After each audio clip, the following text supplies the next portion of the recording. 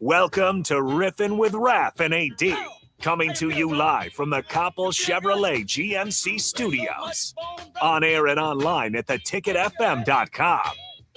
Now here's former Huskers, Chris Raff and Aaron Davis. We are back. Riffin with Raff and AD on another Wednesday night. AD, what's up, birthday boy? You know what, man? You know what? You're saying what's up, birthday boy, but you're the one in the Valley of the Sun kicking it in the AZ. I'm envying you right now, man. Oh, no, it's your birthday, AD. It's all about you today. It's going to be a good show tonight. Raff, it's good to see you, brother. Good to hear from you.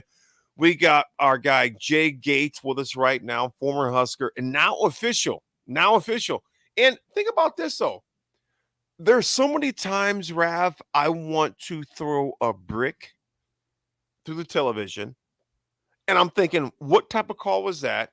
And I'll text Gates real fast. I'm like, Gates, what do you think? I'm like, AD, calm down. Look at the situation. This is what the call was. Gates, what do you think, big dog? That's true. Am I live?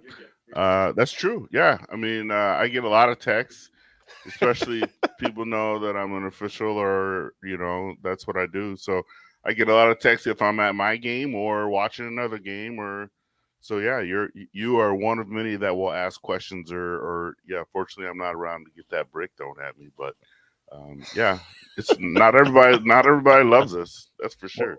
Well, Jay, let me tell you this. There are several times I tell AD, this is what it is. That's the call. And I'm like, you don't have to text Jay. And AD's always like, nope, I'm texting Jay anyway. And then the call comes. I was correct, but he has to make sure he goes through the final person. So it's always you. Yeah, and he sends me stuff too, like, Gates, should this be overturned? Like he wants it before he wants my opinion before Mike Pereira or before the officials on the field have even made a play. So, but hey, I do what I can. I try and help. If I can answer it, I'll certainly give you my opinion. But at that level, sometimes it's kind of subjective. You know what? I'm going to say this, Raff. Thanks for checking in, big dog. I know you're down in AZ, man. You're traveling, and that's good to hear. Jake, thank you for being with us tonight, big dog. We appreciate it. We want you in, baby. Hey, I'm right here, man. I'm here for you guys. Yes, we want you in. Even though you're a Dolphins guy, which I have no idea. Sad Dolphins guy. Okay, you're a sad Dolphins guy. Yeah.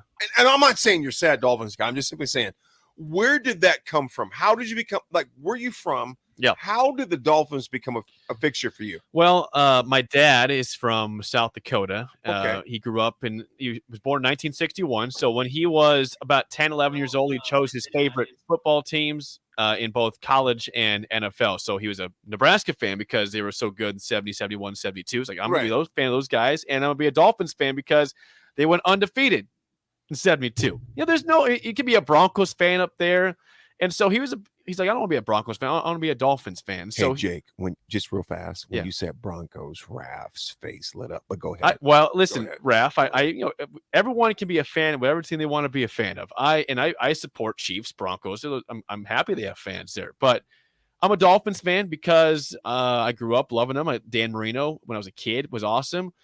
It has been a painful life since about age 9 because when he retired, they still haven't found a quarterback yet. Right. Now, Tua might be the guy with Mike McDaniel, the new head coach there, but my gosh, it's been like Cleo Lemon, Tyler Thigpen, AJ Feely, Chad Pennington, Chad Henne. I could go on and on and on with the pain that this franchise has caused me, but I know the eventual payoff is going to be so glorious that I'm going to keep being a fan until that happens. I love the passion. Thank you. I'm a diehard. It's a sickening passion. Yeah, it's over the top. It's kind of like a Cubs fan, until they finally won. It's kind of like, wow, you're like a unicorn. I know. I've never seen a Dolphins fan. Well, here I am in the flesh. Should I get a horn up here too? Get a horn. Okay, Gates. I see what you're saying. Jake, I see what you're saying. Okay. You said the payoff. Yeah, the payoff of what is the payoff? Look, define the payoff. Well, let me tell you this. Okay, look at the Bengals right now. The Bengals had not won a playoff game since 1991, my birth year. And now they've gone through all this pain of being terrible. They've had Andy Dalton, who was good but not great, couldn't get over the hump. Marvin Lewis was a good coach, but just couldn't get him over the hump. And they have just been in purgatory for the NFL. And, you see the same teams every year. The Patriots, now it's the Chiefs. You've seen the Broncos. Raff knows that. The Broncos have had success. They've had troubles the past few years. A lot of troubles. But they've won Super Bowls with Elway and Peyton Manning. They've been there. I haven't been there. So the payoff is like me having a Bengals type year where Joe Burrow has lit that city on fire in a good way. Yeah. And true. Jamar Chase and Zach Taylor, it's just been fun to see them grow and overcome the lovable losers like the Cubs were. They overcame that, that moniker. And the Dolphins have just been the most dysfunctional organization probably ever. So if they overcome themselves, they're not overcoming the division. They're overcoming themselves. Right. They're the problem. It's a good point. It's them. Tom Brady was an issue, but they're really the problem with the way they ran the organization. So overcoming themselves, breaking through, the payoff will be glorious. I love it. Folks, if you have questions tonight, this is our Super Bowl special tonight. We have Jay Gates. That's going to be in the studio all night tonight. Chris Raff is going to be remote. But on the Honda of Lincoln hotline, 402-464-5685. The Starter Heyman text line, 402-464-5685. Jake, you bring up a good point in that a lot of teams right now are just kind of putting the bullets back in the holster, if you would, and they're trying to see what they can do. Your Dolphins, my Steelers, are in kind of the same predicament, if you would. Yeah. In that Ben Roethlisberger was like a tree back there playing quarterback. He wasn't going nowhere. No. He wasn't running. He wasn't going anywhere. No. Hard to bring him down still. It was hard to bring him down. He's a tree, you're right. But there was kind of like Marino. Like back in the day, Marino was just a gunslinger, but he wasn't running anywhere. No, but I think even he was more mobile or able to be mobile than Ben. Right? I know. I know. I know Dan did not move well. You know what? And that's the truth. Ben had so many injuries he was dealing with over the past couple of years. And actually, as much as I'm a diehard Steelers fan, Ben probably should have been done 2 years ago.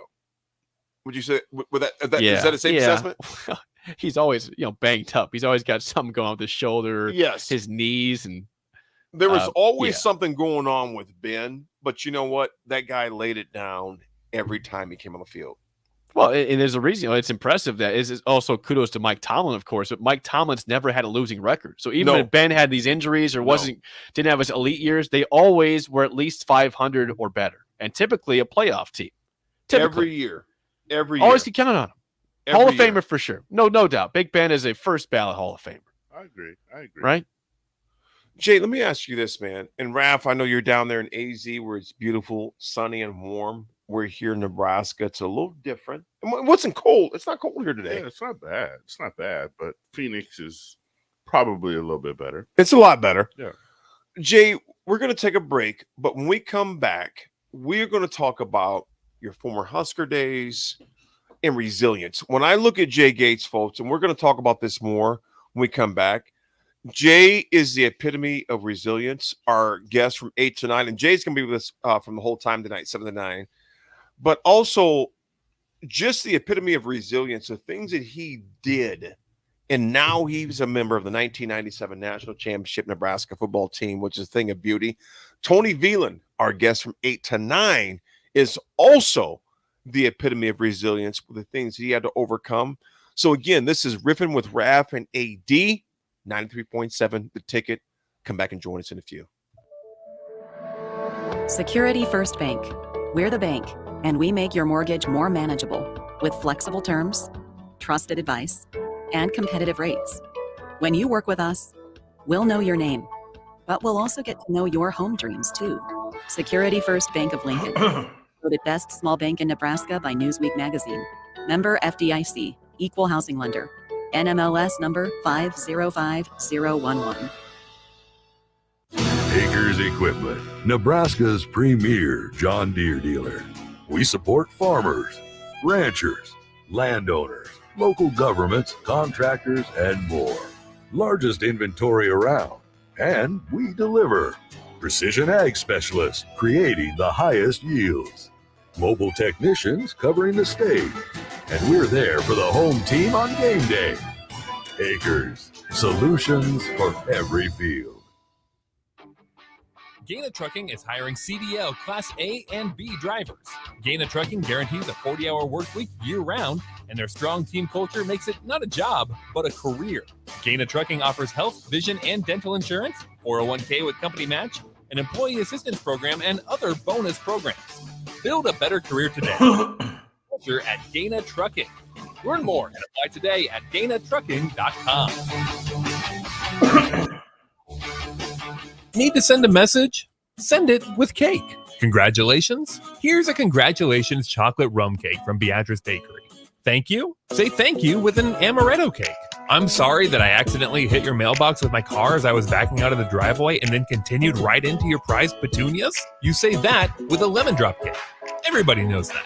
Beatrice Bakery in downtown Beatrice or online at BeatriceBakery.com. Here to help you say whatever it is you need to say. Welcome to our world of yum. Action Plumbing, Heating, Air, and Electric ensures our home and office HVAC systems run smoothly throughout the year to provide maximum comfort and convenience. Routine maintenance reduced our operating costs just by improving the efficiency of our unit. Consider a maintenance agreement to ensure you too receive priority for services and scheduling. This helps meet manufacturer warranty requirements. Action delivers honest quality services we can count on. To learn more, visit actionlincoln.com. Listening to this Allstate commercial about savings might be the hardest thing about getting those savings. Save for simply becoming an Allstate customer. Save more for adding DriveWise. And save even more for driving safely. Visit allstate.com or contact your local agent for a quote today. Allstate. Minimum effort, maximum reward. Not available in every state. New customer savings based on early signing discount. DriveWise is an optional feature. Savings vary based on how you buy. Subject to terms and conditions. Allstate Fire and Casualty Insurance Company and affiliates, Northbrook, Illinois. You knew the risks when you decided to drive drunk. There could be a crash. People could get hurt or killed. But that didn't stop you, did it? You knew you could get arrested. You could incur huge legal expenses, and you could possibly even lose your job. You were well aware of the consequences of driving drunk. But one thing's for sure. You were wrong when you said it was no big deal. Drive sober or get pulled over. This message brought to you by NHTSA. Hi, Sean Callahan here for Koppel Chevrolet GMC. And things have obviously been pretty challenging lately with new vehicles, with all the microchip and supply chain issues, but things continue to loosen up as Koppel gets more and more new vehicles in each and every week. We've had many customers also custom order their vehicles. So if you don't see what you want in our current inventory, we can put an order in to get exactly what you want. So go online, reserve your new vehicle at koppelcars.com. You'll be glad you did. They say one great thing leads to another, and that's especially true when you visit a Great Clips salon.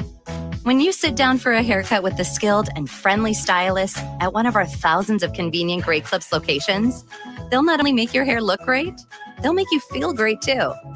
And that's something you can't help but share with the world. Download our online check-in app today and opt in to get a ready next text when you're up next. Great Clips. It's going to be great. Gentlemen, Valentine's Day is just around the corner. Don't be that guy running to the store for flowers and a card on your way home. Hey, Rick Heyman here from Sartor Heyman Jewelers. We have great Valentine's gifts in store now. And if you spend $99, we'll throw in a free bouquet of a dozen roses. Give her what she really wants this year and let us do the rest. Sartor Heyman Jewelers, your hometown jeweler since 1905 in Lincoln and Grand Island. Online at sartorheyman.com.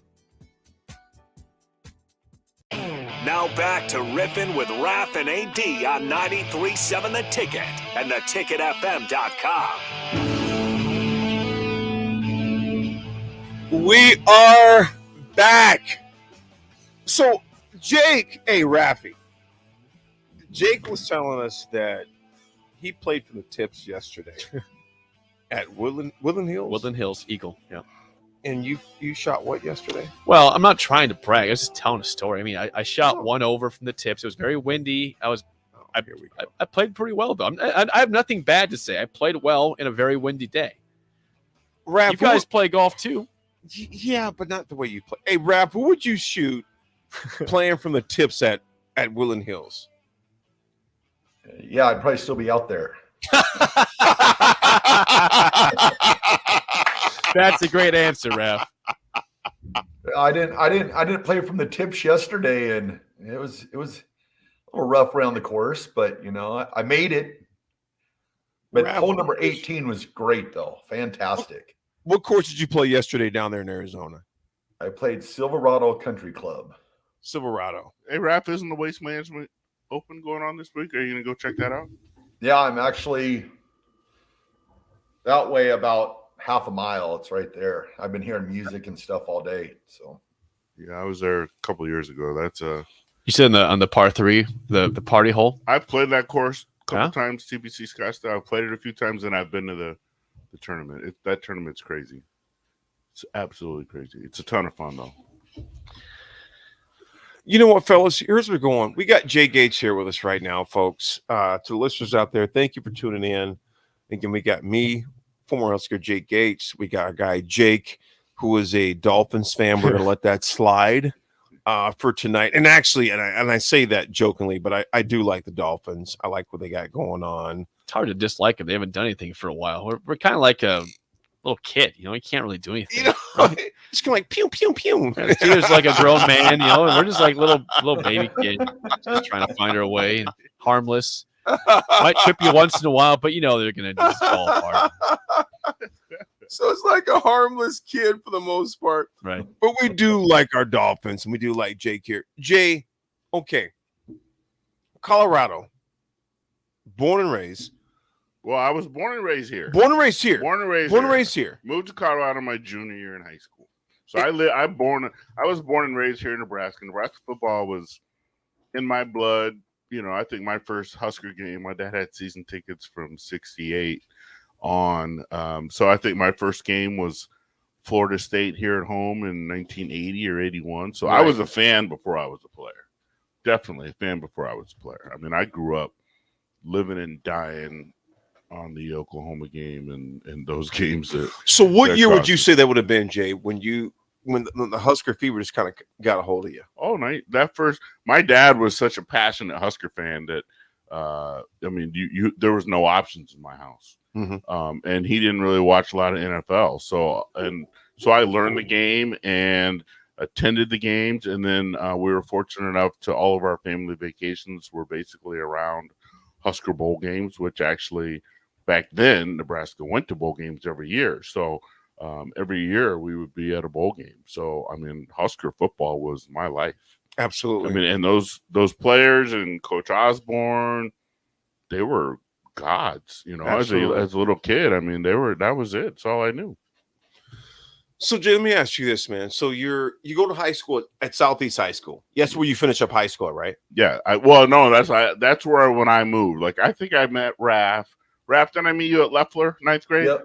Junior high. So junior high, I met Raff at Leffler. And then my sophomore year, I played ball at Southeast. Actually, I played my freshman year. And my sophomore year, I actually hurt my hand, I think. And I didn't play football again. My mom moved to Colorado, and I ended up going to Colorado and finished in high school out there. Played golf. Didn't play football because my credits didn't transfer right, and it was a big mess. But I finished high school and then ended up coming back to Nebraska Jay, for the university. Jay, you came here. Look, and I want this to the listeners out there, and the word I came up with tonight was resilience. Jay Gates, and I'm saying this to all the listeners out there, and you know what? I know with COVID, et cetera, and this is kind of my little spiel for him tonight, Jay. This is my spiel for him tonight, Jay. Yeah. Some of you right now are going through a lot with COVID. You're working remote. You're teaching your kids remote. You're sick of the mask. You don't want the mask. Some of you do want the mask. I'm not getting into that debate. That's just not my cup of tea. I'm not getting into that. I'm getting into resilience and how all of us right now are going through something, some more than others. And many of you know this already, but the past 2 years, and Jay is the epitome of what I'm going to get to, so bear with me here. Jay is the epitome of the point of resilience. COVID hits March 2020. And we're thinking 2 weeks, we'll be right back. And we're good. And then May 3rd of 2021, I was diagnosed with prostate cancer. As you know, Jake, you didn't know that, but Jay knows and Raff knows that. Then November 28th, my father passes away unexpectedly. Resilience. September 12th, my beloved bulldog, Samson, passes away after 12 years. Jay, I say all that to bring up the point, resilience. And resilience, and I was looking at this online today. Resilience says the capacity to recover quickly from difficulties. The capacity to recover quickly from difficulties. Jay Gates, our guest tonight, former Nebraska defensive back, one of our own folks. I watched Jay, and I was a fellow walk-on as well, and I watched Jay come out year after year and just kept coming out. And in 97, he makes the team. Jay, why did you keep coming out for the team? Like I said, I grew up as a Husker, and it was the rings. I'll be honest with you. It was at your house after the 94 season. After the ring ceremony, there was a party, and all the guys had their rings. And I saw that ring, and I was like, oh, wow. I got to give me one of those. Right? And that's really what really sparked it. But, I remember telling people, I want to play for the Huskers. I mean, I was like any kid that grew up in Nebraska in the 80s. That's what I wanted to do. And so when I got here and was going to school and I saw a sign that said open tryouts, it blew my mind. Like I said, I was a fan. So it was after my freshman year, 93. We played for the national title and lost to Florida State. Cheated by Florida State, might I add. Whatever your opinion My was, man. we did not win. Not an opinion. It's a fact. It's a fact. That must be referee Jay talking right now. And not so, Coach Osborne would beg to differ. Yeah. So, I mean, 93, I remember it was actually January of 94. And I don't remember. I think it was at the Rec Center or whatever, but they had a sign for open tryouts for the Nebraska football team, and it blew my mind. I mean, I hadn't played since literally my sophomore year in high school at Southeast, and this was a few years later, right? And then so I went over to the tryouts, listened to Boyd Epley give the little rah-rah speech, like, we don't need any of you. If there's one or two of you can help us beat Colorado, then you can come on out. They give you this little rally, and then they have like a little mini combine. That's what it was, and it's like pro day today, or same thing. They still do it, and you run the 40, did vertical jump, ran the shuttle, all the testing that they were doing at the time. Right. And there's probably 40, maybe 50 guys that showed up for tryouts. Mm-hmm. And then they said, all right, thanks for coming out. And there'll be a list posted on Sunday or Monday or whatever. And I went over there. My name was on the list. And so I got to do winter conditioning, and it was cool. I thought I was a Husker, but it wasn't meant to be. So I don't even think I made it. I didn't even make it. I mean, I did winter conditioning, but I remember that was it. Like, I couldn't do spring ball. Like, Coach Brown was like, nah, you're going to get hurt. I will say, though, I remember back probably 93, 94, and being at the Cook, and Jay was always in the Cook playing football. And I remember this vividly. And usually it's like two-hand touch the Cook, no pads, of course. Jay's like, we're playing tackle. Every single time is like, we're playing tackle. So here we are out there in the Cook running around, no pads on, playing tackle football. I don't know why I remember that, but I remember that vividly. That was probably my freshman year. We were playing in the Cook. Yeah. So that was 93. And then it's a long story. So I'll kind of go as quick as I can. So then in 94, you guys won the national title. And came back, same thing. They had the tryouts. I went out there. I had thrown the ball. I had played when I first went down there. When I was going through winter conditioning, I was kind of going back and forth between quarterback and wide receiver. Coach Brown's the one who told me, hey, this ain't going to work out, whatever. So then when I went back in 94, I did it again, thinking, this time it'll all work out. And my name wasn't even on the list. Oh, I get it. So I called Coach Gill. And I said, hey, what do I got to do, man? I really want to make this happen. What do I got to do? And I'll never forget that phone call because Coach Gill was like, dude, you don't have what it takes. So you don't have what it takes to be a Nebraska Cornhusker. And so we don't need you. And that was really, like, he sat there like, do you have any other questions? And so now I said, okay, so that's just it, right? And he was like, yeah, thank you for calling. We appreciate you coming out. And that was it. And so, then they won the national title again. And I went back down there. And kept going. Yeah. And I went back again the next year and did it again. You know what? Speaking of resilience, we had someone come on the text line. It's mentioned that they had channels 3, 10, and 17 and 12 in rural Nebraska. Dan Marino was on like every week on CBS, and he was my hero. I'm still a Dolphins fan to this day. Maybe they won't pay their new coach to lose games. Jake, my man. Yeah. Yes. I'm going to let you come back in a second. We got our boy Ryan Hustle. Hustle, what's up, big dog? He goes, even I remember Jake kept showing up and keeping up to make the team back in the day, and thought to myself, ain't going to happen until one day it did. Props to Jay. Appreciate that, Hutz. It did happen. It finally happened. Appreciate that. Jake, what do you think? Do you think we'll overpay? This is your squad. Yeah. The Dolphins are your squad. What do you think to our calling right there? Well, here's the issue. This is referring to the fact that Brian Flores, the previous head coach who was fired in early January, was supposedly paid off, or it was offered by Stephen Ross, the owner, $100,000 per loss in 2019 to land the number 1 overall pick, which would have been Joe Burrow, which would have worked out pretty well, as we see right now with the team that's in the Super Bowl.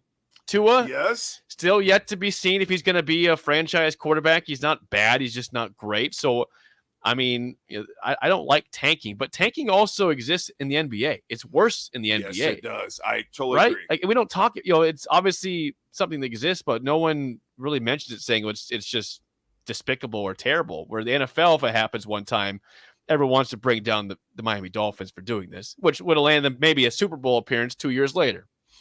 I'm not saying this is not me saying I defend the notion that Stephen Ross offered Brian Flores $100,000 per loss. Do you think he did, Jake?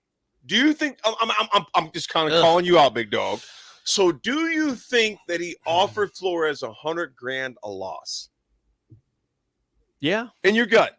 Yeah. You really do? Yeah, I think so. Gates, what do you think? I don't know. I mean, I have a hard time. I mean, I'm not ruling it out, but I have a hard time believing them. Maybe the number's not that. Might be lower, which would be tougher for him to take that if he wanted to do that. Jake, but does he have the receipts? There's no receipts. No receipts? Listen, no recordings, nothing like that? I would hope that they're smart enough not to have anything. I mean, that's the kind of stuff that. Raff, what do you think, man? Do you think Flores was offered $100,000 a loss? What do you think, bro? Well, we've talked about this a little bit, me being a Bronco fan and all. Right now, I don't think he has built any trust. He says he's a man of trust, but he blatantly came out and lied about the Broncos interview, which has went back and they've proven that there were 6 people with the Broncos contingent that showed up at 7:30 in the morning for an interview. And he said that they showed up an hour late. So you have 6 people against 1, and you're taking notes at this interview. So if he's saying he's a man of truth, but he's maybe fibbing about that, then what else is he? And then it was kind of like, I thought it was very unclassy after Lovie Smith was named coach of the Houston Texans. It was like, congratulations, you hired Lovie, and then at the end of it's like, but I probably would have been the coach if I wouldn't have filed a lawsuit. I mean, that's I don't know if I make that comment. I think I leave that out. So Flores was, again, I told you I liked him as a coach. He's a hard ass. He pushes people hard, but he doesn't do a great job of hiring offensive staff. But I liked the way he didn't care. He was want to be old school, in your face. We're gonna win. We're gonna be physical. I like that. In my view of it, over the last month has gone from up here to just down here, like what Raff just said. The fact that, when Lovie Smith was hired officially this week on Monday, the statement, as Raff says we're happy for Lovie Smith to get more minorities as head coaches, and he's a great coach. But we all know that if I wasn't in a lawsuit, I probably would have been the man for the job. I mean, that, like Raff said, that's just so low class. Like, it's a compliment and a massive diss, right? In the same statement, following it up. So, well, it I don't just know. solidified the Houston Texans' decision. Like, Right. We don't need a headache, right? No. We And got he our might be own, a headache. we got enough problems as it is. Absolutely. We don't need we made the right decision by going with Lovie Smith. Yep. And go that route. So let me bring it back this way. So Jay, you try out. When did you find out you made the team for Nebraska? I made it. I went through spring ball and everything in '96. And so I was around. I thought I was on the team for the 96 season. And Coach Darlington called me. I had moved to DB at that time. And Coach Darlington called me late that summer and said, hey, you haven't been on the team. So we haven't been tracking your compliance. And I don't know, there was some rule that you had to have so many classes towards your degree. He said, you got to take like 9 credits or 10 credits this summer, or we can't have you out. We'd love to have you, but we can't. So boom, that was it. I didn't do 96 either. So 97, I went back and it all lined up for me then. So in 97, what did you have to do? Like, obviously you were a full-time student regardless. Yeah. But they had those additional hours, etc. Yeah. So in 97, what did you do to make yourself eligible? Well, I apparently I got caught up. I took the classes, between then and the following deal. I took enough classes to do whatever. I didn't really have a game plan. And actually, at that point, I was done. The 97 tryouts, I went to go watch. I was actually in the Cook Pavilion up in the window watching it. And Boyd Epley was standing there, and he Epley knew me, obviously, because I try it out every damn year. So Epley looked at me and said, why are you not down there? And I said, it's clearly not in my cards. I've tried it a handful of times. And he said, I think you should try it. Wow. And so, that's all it really took.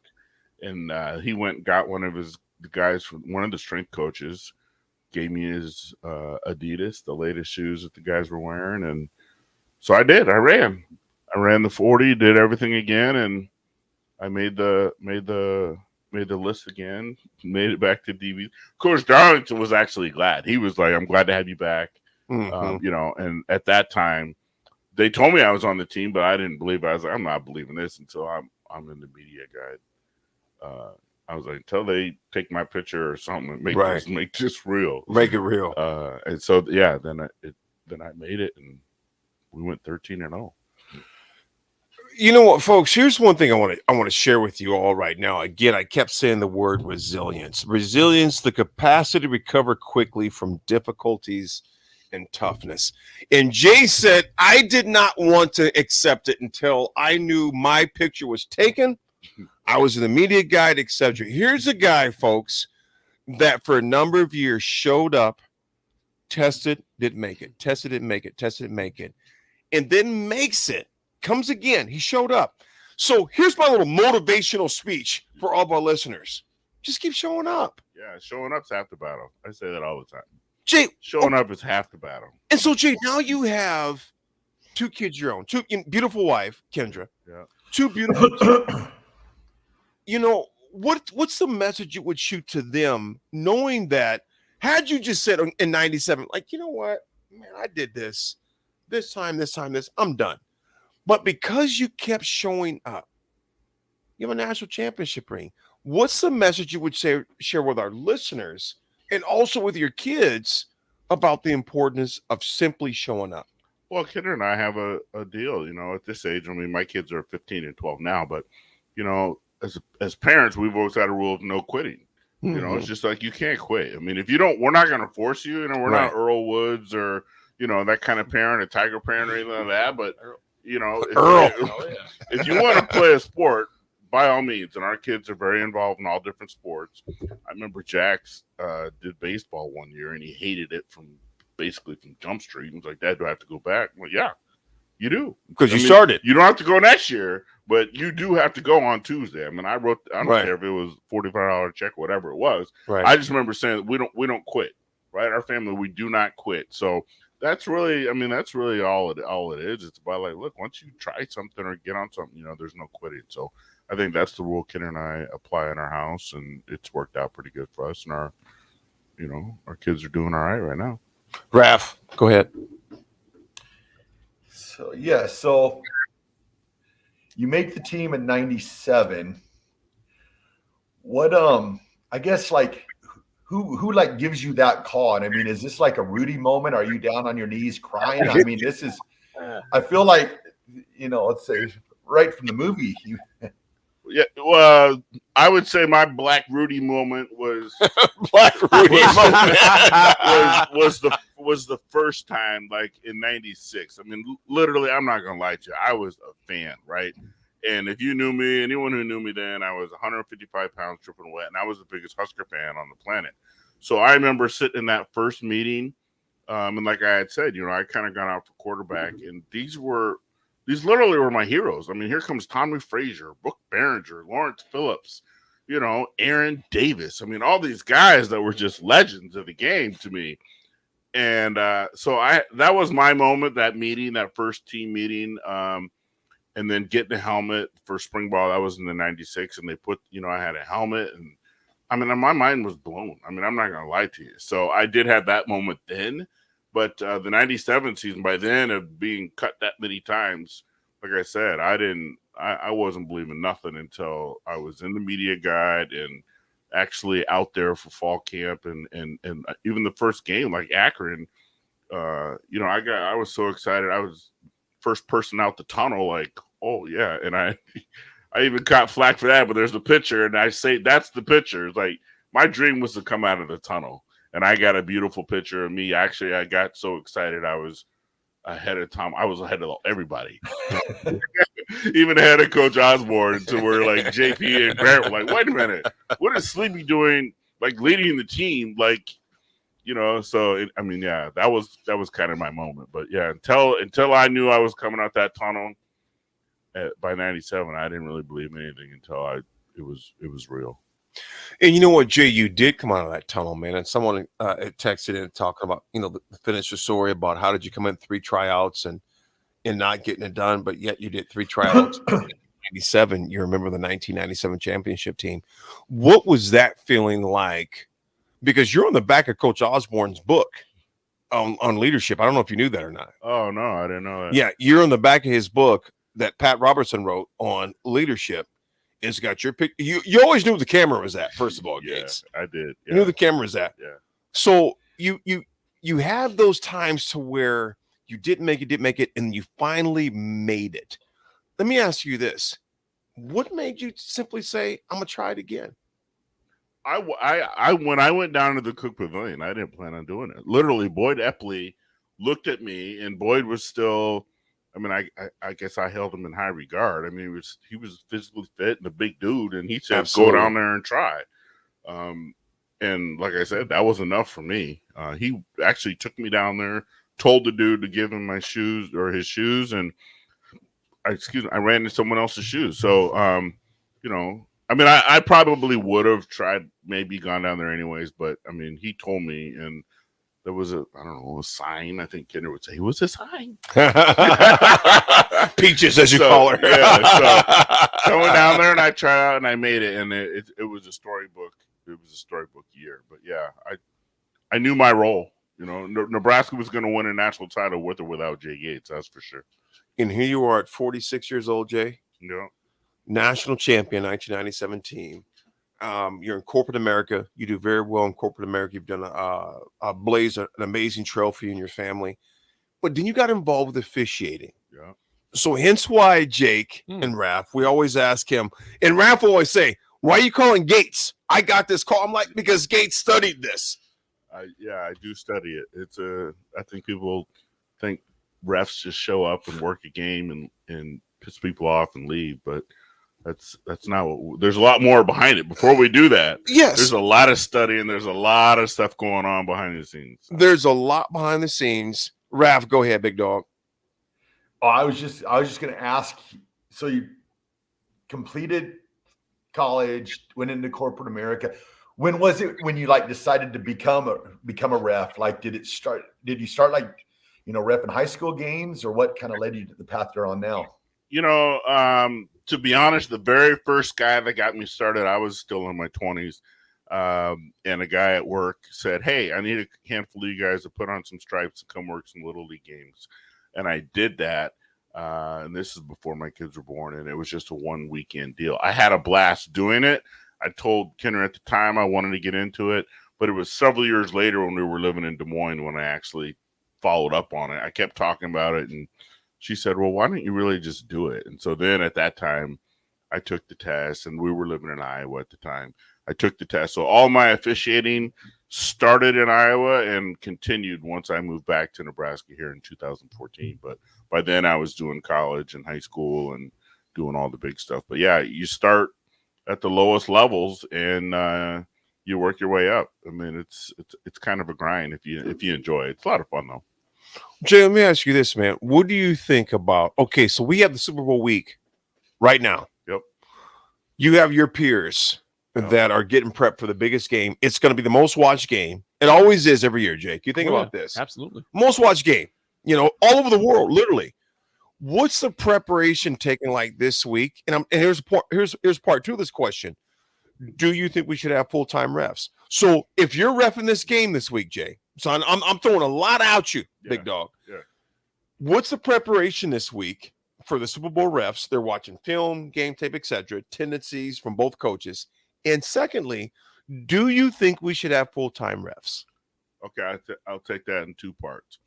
I would imagine that the guys, and I know actually my mentor, the guy who really had a huge impact and has a huge impact on my officiating career, Scott Halverson, is actually working the Super Bowl. He's a back judge. On Sunday. Yeah, this coming Sunday. So I had texted him. He worked the Green Bay game. He's the one who got me into college. He's the one who opened up the doors to get me into the COC where I work now, or making those connections. So I've known Scott for ever since 2010, 11 when I first started doing officiating. So I know what he's doing. And a lot of the guys in the NFL, I'm sure it's just a standard week for them. But that's the thing, is a standard week is prepping, taking the test, taking the quiz. I don't think people really understand what it takes to get those postseason assignments. Right. And obviously the Super Bowl is the epitome. Right. So, it's a lot of work. It's a lot of pride. It's a lot. I mean, it is, they are the best of the best. Now, do they make mistakes? Absolutely. And that kind of translates to your question about full-time refs. I would venture to say to you that anyone that officiates at the D1 level, Power 5 and up, and the NFL guys included, they're already putting in, I can assure you, they still have their regular jobs, and they're probably putting in 35 or 40 hours a week every week during the season. Jay, okay, so these guys reffing the Super Bowl right now. This is the creme de la creme. This is it. This is the best of the best. Yes. So these guys here, is the grading process pretty stringent to get them in this position right now?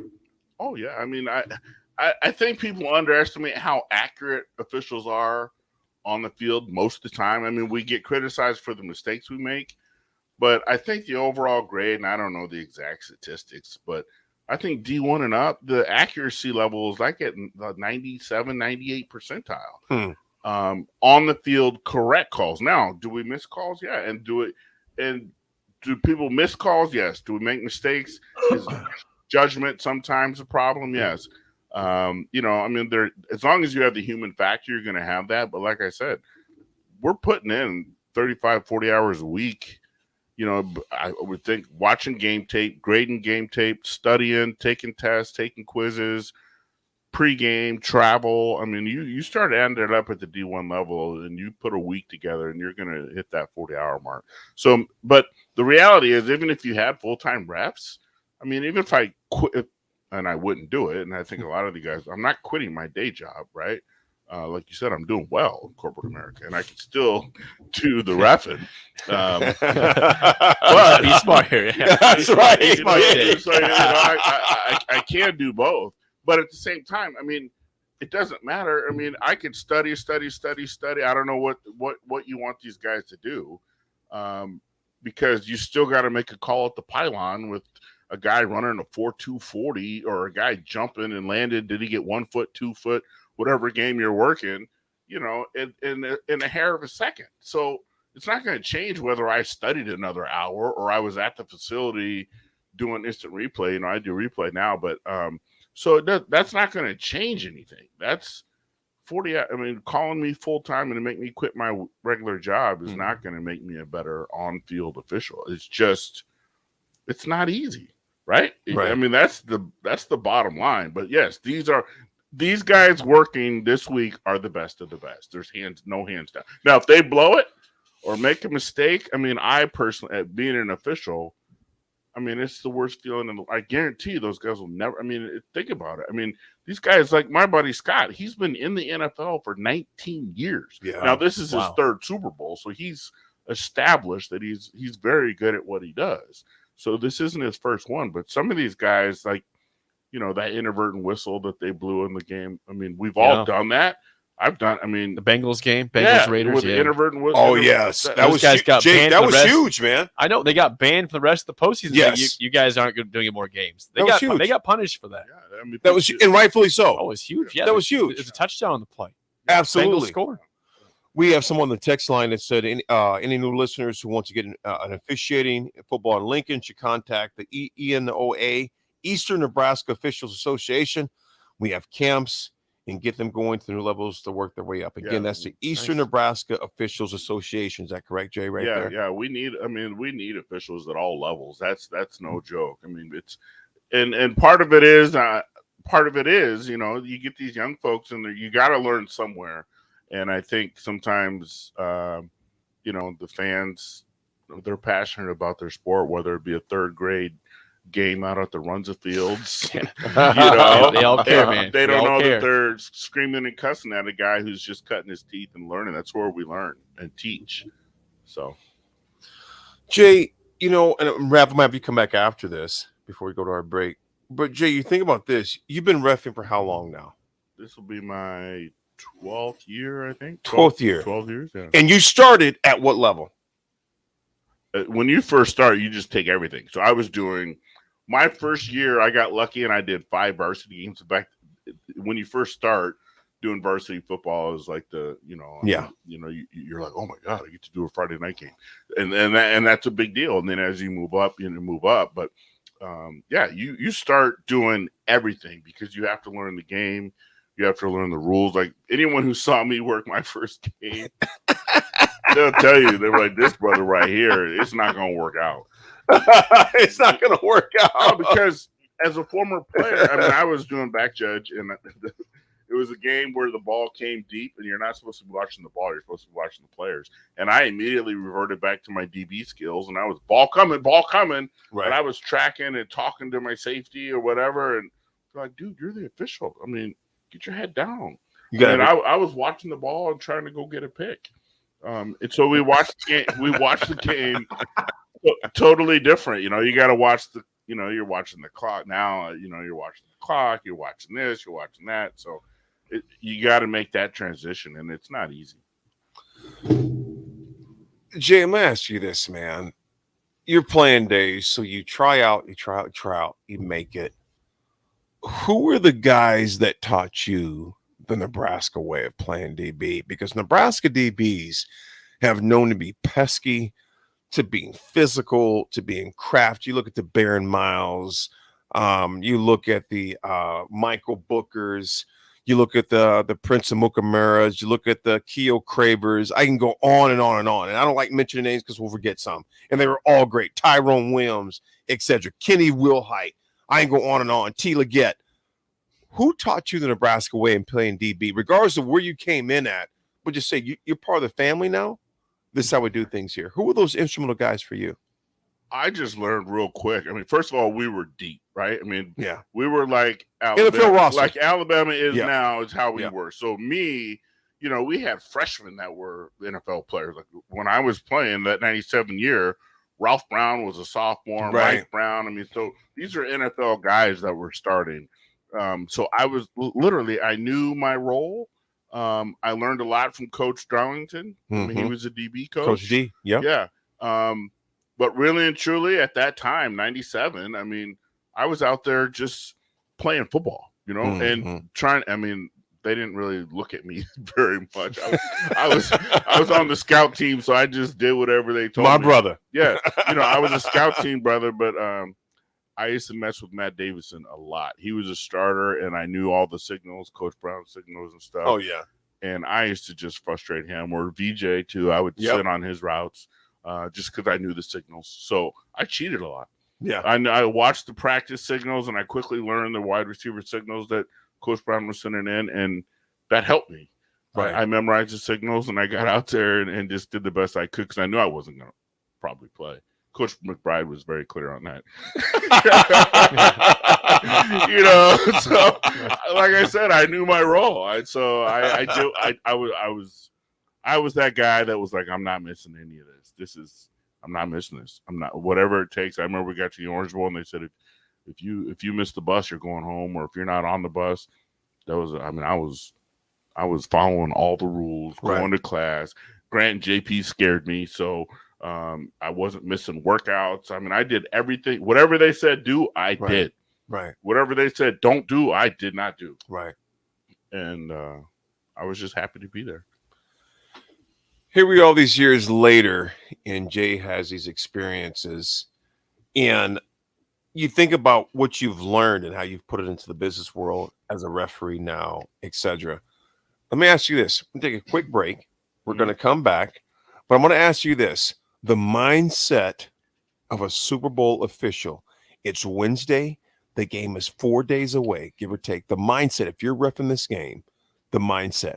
This is 93.7 The Ticket with Riffin with Raff and AD. We're going to pay some bills. We'll be right back. Action Plumbing, Heating, Air, and Electric ensures our home and office HVAC systems run smoothly throughout the year to provide maximum comfort and convenience. Routine maintenance reduced our operating costs just by improving the efficiency of our unit. Consider a maintenance agreement to ensure you too receive priority for services and scheduling. This helps meet manufacturer warranty requirements. Action delivers honest quality services we can count on. To learn more, visit actionlincoln.com. Need to send a message? Send it with cake. Congratulations. Here's a congratulations chocolate rum cake from Beatrice Bakery. Thank you. Say thank you with an amaretto cake. I'm sorry that I accidentally hit your mailbox with my car as I was backing out of the driveway and then continued right into your prized petunias. You say that with a lemon drop cake. Everybody knows that. Beatrice Bakery in downtown Beatrice or online at beatricebakery.com. Here to help you say whatever it is you need to say. Welcome to our world of yum. Gaina Trucking is hiring CDL Class A and B drivers. Gaina Trucking guarantees a 40-hour work week year-round, and their strong team culture makes it not a job, but a career. Gaina Trucking offers health, vision, and dental insurance, 401k with company match, an employee assistance program, and other bonus programs. Build a better career today with great team culture at Gaina Trucking. Learn more and apply today at GainaTrucking.com. Acres Equipment, Nebraska's premier John Deere dealer. We support farmers, ranchers, landowners, local governments, contractors, and more. Largest inventory around, and we deliver. Precision ag specialists creating the highest yields. Mobile technicians covering the state. And we're there for the home team on game day. Acres, solutions for every field. Gray Diesel and Equipment Services is hiring and seeking motivated applicants. Gray offers a second-to-none benefit package that includes health, dental, vision, 401k, paid vacation, and paid holidays. They offer great pay and tuition reimbursement or a tool purchase program for qualified candidates. It's a fun, friendly team with lots of variety and work assignments, so there's something for everybody. View and apply for their job openings today at grayusa.com or visit them in person just off I-80 and North 56th Street. Come be a part of the Gray difference. Security First Bank. We're the bank, and we make your mortgage more manageable with flexible terms, trusted advice, and competitive rates. When you work with us, we'll know your name, but we'll also get to know your home dreams too. Security First Bank of Lincoln. Voted best small bank in Nebraska by Newsweek magazine. Member FDIC, equal housing lender. NMLS number 505011. Rosie Sports Bar and Grill has 2 Lincoln locations that are great for any occasion. If you're downtown for a basketball game or a concert, stop by their newest spot at 10th and P. Don't forget to check out their social media pages to learn about any concerts on stage at Rosie's. If you want to avoid a busy downtown scene, head over to the original Rosie's just south of 14th and Highway 2 for a feeling of your local hometown bar. There's plenty of TVs at both places and great food and drink. What are you waiting for? Rosie Sports Bar and Grill at 10th and P and on South 14th Street. You need a place to watch the big game, but you don't want to host at your place and you don't know what friend's house to invite yourself over to. Join 93.7 The Ticket at Buffalo Wings and Rings at 68th and O for Bengals Rams and enjoy great food and drink, plus the chance to win great prizes. If you simply show up, you'll have a chance to win free prizes. You just have to be there when your ticket is called. What's better than great food, drinks, and prizes? Hang with us for the big game on Sunday, February 13th at Buffalo Wings and Rings, 68th and O. Gentlemen, Valentine's Day is just around the corner. Don't be that guy running to the store for flowers and a card on your way home. Hey, Rick Heyman here from Sartor Heyman Jewelers. We have great Valentine's gifts in store now. And if you spend $99, we'll throw in a free bouquet of a dozen roses. Give her what she really wants this year and let us do the rest. Sartor Heyman Jewelers, your hometown jeweler since 1905 in Lincoln and Grand Island. Online at sartorheyman.com. They say one great thing leads to another. And that's especially true when you visit a Great Clips salon. When you sit down for a haircut with a skilled and friendly stylist at one of our thousands of convenient Great Clips locations, they'll not only make your hair look great, they'll make you feel great too. And that's something you can't help but share with the world. Download our online check-in app today and opt in to get a ready next text when you're up next. Great Clips. It's going to be great. Hi, Sean Callahan here for Coppell Chevrolet GMC. And things have obviously been pretty challenging lately with new vehicles, with all the microchip and supply chain issues, but things continue to loosen up as Coppell gets more and more new vehicles in each and every week. We've had many customers also custom order their vehicles. So if you don't see what you want in our current inventory, we can put an order in to get exactly what you want. So go online, reserve your new vehicle at koppelcars.com. You'll be glad you did. This is Lincoln's home for sports talk on the FM dial. Also online at theticketfm.com. On the internet. KNTK FM Firth, 93.7 The Ticket.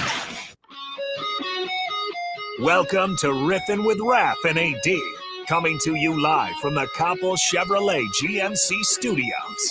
On air and online at theticketfm.com. Now here's former Huskers, Chris Raff and Aaron Davis. Jake, do you know who that song is right there? Who is that? Of course I know who that is. Who is that song? Guns N' Roses. Guns N' Roses. Sweet Child of Mine. Sweet Child of Mine. I might be 30, but I know music, man. I'm like a 70s guy at heart. I'm a 70s guy at heart. Jakey, how old are you, man? I'm 30. Oh, Rav, did you hear that? I used to be 30. Jake said he's 30. I'm 48 today. So, as you know, Jake, it's my birthday today. Happy birthday. I appreciate it. Gates knows it's my birthday today. And you know, I brought you the cake. Yeah, and you know, all of you, look at you that. may be There you go. listening. Yeah, look at that. Some of you may be watching right now. Yeah. Boy, Jay Gates brought me a cake, and I'm going to absolutely destroy this later on. This is not in the diet, but I'm going to do it. I know you don't follow with that. Diets don't count on birthdays, man. Yeah, you just gotta burn calories, baby. You don't really follow with that. Yeah, you just gotta burn calories. Raff, question for my man Gates, man. Go ahead, brother. Question that I have for Mr. Gates. Say next year you're working a Nebraska football game, which we know you could not do due to prior playing and stuff like that. Conflict of interest. That's right. So say Casey Thompson's playing quarterback for Nebraska. He's under center. He steps back. He looks. He fires. He hits Dakota's Crawford. And we don't know if he got a foot down. And theoretically, you're up in the replay box.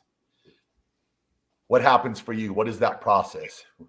What's the replay process? Okay, so it doesn't matter what the game is. The process is the same, right? Dean Blendina will tell you that. That's an excellent way to transition.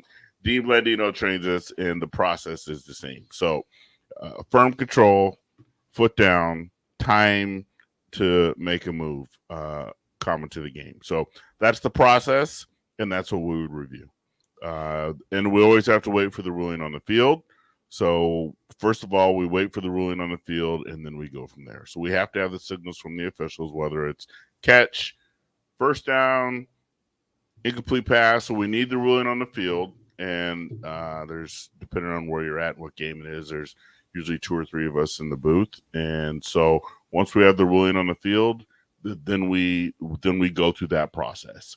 So sorry, are you watching every play then? Like, even when plays aren't reviewed, are you watching every play just in case they do challenge or something like that? Well, the process is different in the NFL versus college, but yes. Every single play we're watching start to finish.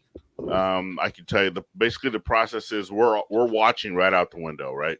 We have the screens up in front of us, but there's usually 2, 3, and sometimes 4, depending on the game. But let's just hypothetically say Aaron's the replay official and I'm the communicator. We're both watching the game, although I'm the one telling him what's going on because he's going to be more engaged in the screen and taking a look at things. So for me as a communicator, I'm going to be saying, okay, it's now or never. You know, when those guys are rushing up to the line of scrimmage, I'm going to tell them, Aaron, if you're going to buzz them, because we have the buzzers to buzz down if we're going to stop the game. So it's my job to say, all right, it's the ruling on the field is a first down. It's a tight catch at the sideline. And so he'll be looking at that. And then I'll tell him, okay, they're lining up. It's now or never. Now, if he says I'm going to stop the game to take a closer look, then we buzz him. Then I immediately get on the phone with the truck, whether it's ESPN, Big Ten, Fox, whatever, and tell them, hey, we're taking a look at a catch, no catch, or we're taking a look at a potential targeting. Whatever the stoppage is for, we go through that process. Aaron will be knee-deep in his screen. I'm watching the field. So I'm watching to see if anything else happens. But once we stop the game, then I can he's going to be looking at it. I'll be watching the field and assisting him. He may be like, hey, Gates, what do you think? I think this is, it is a catch. We're going to say confirmed, and then we confirm it and we keep going. Or if it's a reversal, then we get all the information that we need to communicate. So by the time that the white hat or the referee comes over to that screen, we're basically just telling him, hey, ruling on the field's a first down. Here's your kill shot. We've got the kill shot that we're shooting down to him, and he sees it, says, okay, cool. And then we're telling him exactly what he's going to turn around and tell the 90,000 people sitting there waiting to hear what happened. They're going to say, ruling on the field was a catch. After further review, the play has been reversed. It's now 1st and 10 at the 22. Please reset the game clock to 32 seconds. All that you hear during the game, that's coming directly from us. We're tracking it, writing it down, and that's the process. Jay, you mentioned kill shot.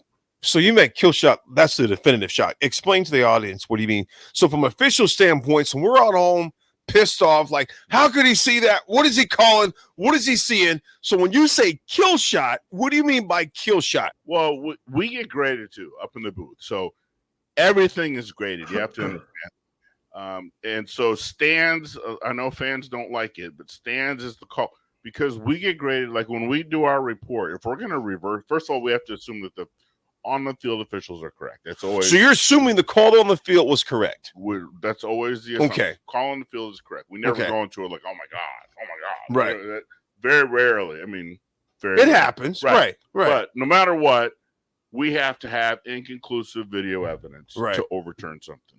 So, we usually have 7 or 8 cameras in the Big Ten, Missouri Valley MAC, depending on the size of the game. One of the questions we have to fill out when we do our report is what camera angle did you use to make your decision? So if it's the high end zone, if it's the slash. Jay, how many cameras do you guys have? Usually 7 or 8. If it's a bigger game, it may get up to 9 or 10.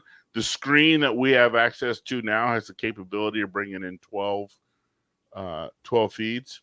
So the audience out there, to let them know, Jay, you're saying there's 12 potentially. Potentially. But on an average game, So Super Bowl. Okay, let's put it this way: Super Bowl Sunday coming up. How many cameras do you think will be on that in the booth? Now the Super Bowl is a whole. That first of all, you're going to the NFL.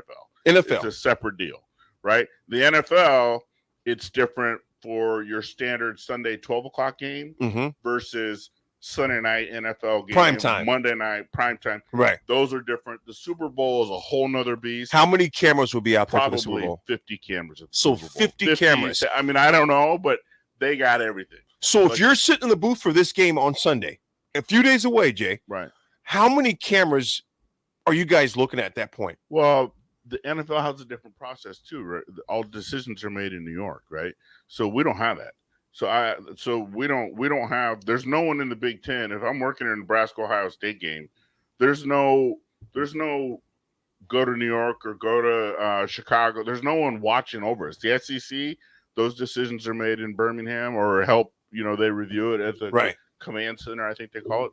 We have a command center, but they don't make any decisions. The on the field officials make the decisions, and then us up in the booth confirm or stands or whatever, and that's it. The Super Bowl is a whole nother ball game, but it's the same process. Like Dean Blandino will tell you, it's the same process. They're going to go through it, and there are people there at the game doing it, but they have input coming from New York at the same time for the NFL. But it's hard for those big games. If there's more than 12, like if it's like perfect example, like the Iowa Penn State game. Say there's the side judge has a camera on their deal, and the back judge. You can request that. Like I could say, hey, the side judge is the one who ruled touchdown. Now I've got my high end zone, I've got the pylon, I've got whatever. I can say, send me the side judge camera because that's not going to be in the normal feed, or maybe camera 13. So then they'll send it to us. Folks, again, if you want to call in, we got the Honda of Lincoln hotline, 402-464-5685. We have Starter Heyman text line. If you got questions, text in. We have some great questions coming so far, 402-464-5685. And we had one of our guys, Jay, just, man, he appreciates the shout-outs. Again, anyone, new listeners who want to get involved in officiating football, Lincoln, should contact the ENOA. Again, that's the ENOA, Eastern Nebraska Officials Association. They have camps to get people involved for that. Jay, this being Super Bowl weekend, I'm going to ask you this again. Yeah. What are both the coaches looking at when they come to you to have those meetings as far as to look out for? So you have the Rams, you have the Bengals. It's Wednesday night, okay? When do those meetings take place, and what are those coaches looking at? If it's standard, and the Super Bowl is such a big deal that they may deviate a little bit, but for the most part, you talk to the coaches, the day of the game, and I can tell you. So the day of the game. Yeah, so the day of the game, you're going to go. We're at the stadium, several hours before the game, and we have a lot of things that we have to do. And each official or each head coach gets a meeting with the officials. Two officials go and talk to both coaches, right? So someone will go to. I'll just use Coach Frost as an example for a game. You go to the coach and you say, Coach, do you have any concerns? Everybody legally equipped? Anybody out for targeting last week? I mean, the questions move pretty quickly every week. Right. But they also will say, hey, now, I want to make sure that 87, all he does is hold all day long. So I expect you guys to get that. Or last week, it was just not a good week and we need to see better. Whatever. Right. They say whatever they want to say. And really, we're just listening. If they have any special concerns, if they have any special plays, that's when they have to let you know that in advance. They don't have to, but that's where we try and learn. We try and say, Coach, do you have anything that we need to be aware of? Do we have any? And usually they're pretty good, like, oh, we're good. Or, they may say, hey, we've got a fake field goal. And our left tackle's going to do this, or we're going to do, if they have something and they want to make sure that it's legal and it doesn't get shut down, they'll tell us, and they know in advance. Yeah, and usually during the week, and this applies, I think, just in general, if there's something that they want to do and they're doing it on Saturday or Sunday, they've already run it by, because like here at Nebraska, I can tell you, they bring in officials once a week. During the week, games which you've also officiated. Yeah, and I've done I've done the during the week stuff. Right. Yeah. So I also know that, and that's standard across the board. I think at the D1 level and in the NFL too. So they'll ask those questions on Tuesdays and Wednesdays. Like they'll say, hey, maybe the wide receiver coach comes up and says, hey, I want to come out in a 3-by-1 and I want my tight end to do this. Are you going to call me for OPI? Or can I coach my guy this? And they'll run it and they'll say, we want you to answer us so we can prepare for Saturday so we don't get called. Explain to the audience. We know what you mean, but explain to the audience what you mean by OPI. Offensive pass interference. Exactly. Yeah. So they want you to know that in advance, is this going to be an OPI or not? Yeah. And, a lot of it's hypothetical. So a lot of it's like what you do today is, we'll tell you what's legal, not legal from a formation standpoint. Like that. But what those you're talking about 18 and 22-year-olds. Right. So what they do on Tuesday and then what they do on Saturday or Sunday could be a whole nother totally deal, different. right? So it's like totally a different scenario. But when you did it on Tuesday, tight end wasn't covered up and you had 3 guys in the backfield or whatever. Then come Saturday, it could be a whole nother situation, and then it gets shut down or it doesn't work quite the same way. I mean, it's a challenge. It's a challenge. Yeah. Raff, what you got, big dog? Just a quick one. When you guys do the reviews up in the booth, do they kind of give you some sort of like a time limit, or are you trying to shoot at a certain time? Or the goal is 2 minutes, and to be quite honest, if it's taking longer than 2 minutes, it's going to be a stance. And they try and teach us that, like, if it takes you that long and you don't have that much video to confirm or overturn, then you probably should go stands. That's not a hardcore rule, but if you're looking at it and we're very aware of the time, I mean, it's on our screen, our tech is telling us. But if it takes that long, it really shouldn't take long if you have the right camera angles. That, I sit here and tell you that we got 12 cameras or 9 cameras, but that's maybe when the game starts. So, maybe cameras aren't working, technology's having some issues, maybe we're down a few cameras, or maybe we only have 2 or 3 working cameras. You don't know at the level, some schools have better systems than others. So, and then the angles may all not be good. You may think what you see on TV is the kill shot, but so maybe some guy's standing in the way and you can't confirm or deny, so we got to let it stand. Folks, we are here with Jay Gates, former Nebraska 1997 national championship defensive back, and also current official, giving us all the ins and outs of officiating. This is 93.7 The Ticket. Riffin with Raff and AD. We're going to pay some bills, and we'll be back with 2-time national championship winner and also Super Bowl winner, Tony Veland. We'll be back in a second. 93.7 The Ticket. Riffin with Raff and AD. You need a place to watch the big game, but you don't want to host at your place, and you don't know what friend's house to invite yourself over to. Join 93.7 The Ticket at Buffalo Wings and Rings at 68th and O for Bengals Rams, and enjoy great food and drink, plus the chance to win great prizes. If you simply show up, you'll have a chance to win free prizes. You just have to be there when your ticket is called. What's better than great food, drinks, and prizes? Hang with us for the big game on Sunday, February 13th at Buffalo Wings and Rings, 68th and O. They say one great thing leads to another, and that's especially true when you visit a Great Clips salon.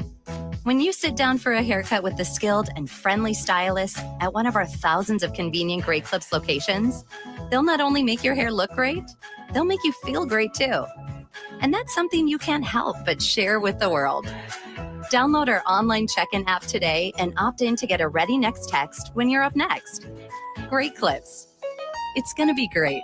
Hey, Ticket listeners, it's Cristiano Simonetta, the voice of the Lincoln Stars. Join head coach Rocky Russo and I for Outside the Box every Tuesday from 8 to 9 p.m. talking Stars, hockey, and more. Outside the Box every Tuesday from 8 to 9 p.m. Today on Hey Culligan, why does your team stink? Here's Coach Waters. Hey, Culligan. Yeah, my team stinks. Ooh, harsh. No. I mean, they stink. They won't hit the showers because it makes their skin all dry and itchy. Coach, it sounds like your guys have been hit hard by hard water. You kidding me? Hard water? Yep, so let's call an audible in the form of one Culligan Smart High-Efficiency Water Softener to get the smooth back in their skin and the stink out of your team. Okay, Culligan, I'm putting you in. Coach, we're already on the way. Go to CulliganLincoln.com and schedule your free water test today. Your home should not be a zoo to unwelcomed animals. Let the experts at Bats to Rats take care of those problems. Dane has been a leader in wildlife and pest management and prevention in Lincoln and the surrounding area for 15 years. and can help you get rid of bats, rodents, and anything else. Whether it's residential or commercial buildings, schools, apartments, or churches, they're always a phone call away. Call today at 402-310-0904 or visit batsrats.com. Bats Rats Wildlife Control and Prevention. AmeriCorps programs and members are making a huge impact in Nebraska communities near you, addressing critical issues like education, conservation, and even food insecurity. Because of AmeriCorps, the Together Inc. program distributed food to over 54,000 people during the 2020-2021 program year. Learn about AmeriCorps programs serving communities in your region by visiting servenotnebraska.gov. Paid for by Serve Nebraska, aired by the Nebraska Broadcasters Association and this station. Herrick Services takes this time to wish everyone a happy and healthy Valentine's Day celebration. There are a lot of daily battles that everyone faces, and in all of our busy lives, it's vital to make sure your significant other is a top priority. This important message comes to you from Bart, Mike, and the folks at Herrick Services, your vending specialists here in Lincoln. Their quality service and expertise has earned them a fine reputation. That's Herrick Services, on the air because they care. You spend more time in your garage than outdoors in the wintertime. Isn't it time to get it organized? Call Travis at Classic Garage Solutions for his variety of organization packages. Turn your garage from a cluttered mess to a clean, organized space that'll be the envy of the neighborhood and something you can be proud of. You don't need to bring the same clutter from last year into the new year. Travis has storage options for cabinets, monkey bar shelving, or slat wall, and more. Call Classic Garage Solutions today at 402-730-1638.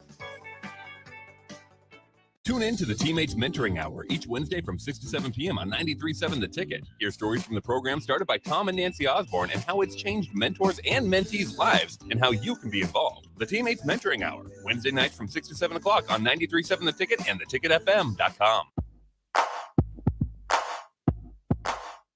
Now back to Riffin with Raff and AD on 93.7 The Ticket and theticketfm.com. We are back. We are back. We are back. We are back. We are back. And the Huskers are up 9-4 early over Minnesota, 9-4. Minnesota down at Pinnacle Bank Arena. They got it going on. We have Carter in the house. Carter, what's up, big dog? Not much. Carter is, folks, to the listeners, Carter is 18 years old. He is our tech tonight. I have shoes, sweaters, sweatshirts, T-shirts, socks. Older than Carter, but you know what?